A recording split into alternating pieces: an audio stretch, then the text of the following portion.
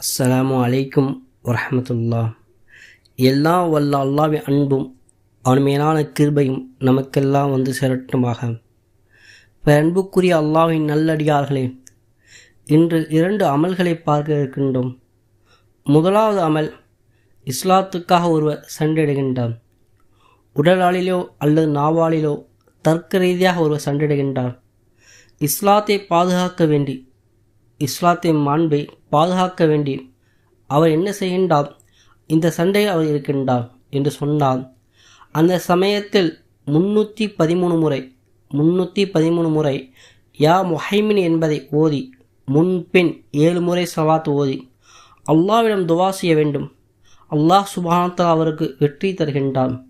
மேலும் அல்லாஹ் சுப்ஹானஹு வ தஆலா அவரை பாதுகாக்க செய்கின்றான். இரண்டாவது அமல், இந்த அமல் தங்களுக்கு பயன் தரக்கூடிய அமல். தாங்கள் ஒரு காரியத்தை இறங்க இருக்கின்றீர்கள். அந்த காரியம் செய்யலாமா வேண்டாமா? அந்த காரியம் நலமாகுமா தீங்காகுமா? அது நமக்கு பிரயோஜனமாக இருக்குமா சங்கடத்தை கொடுக்குமா? அப்படியான சிந்தனை இருக்கும்போது இந்த அமல் தங்களுக்கு பயன் தரும்.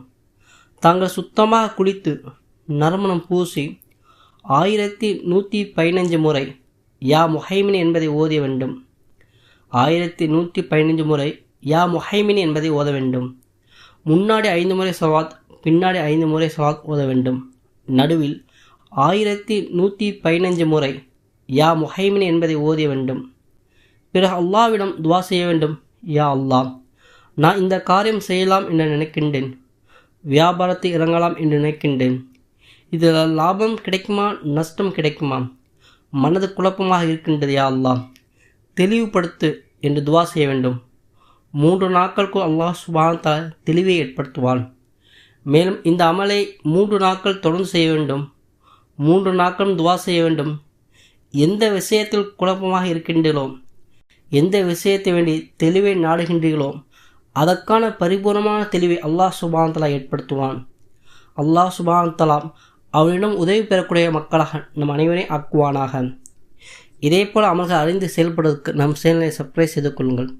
இந்த வீடியோ பயனுள்ளதாக இருந்தால் லைக் செய்யுங்கள். இதை மற்றவருக்கு ஷேர் செய்யுங்கள்.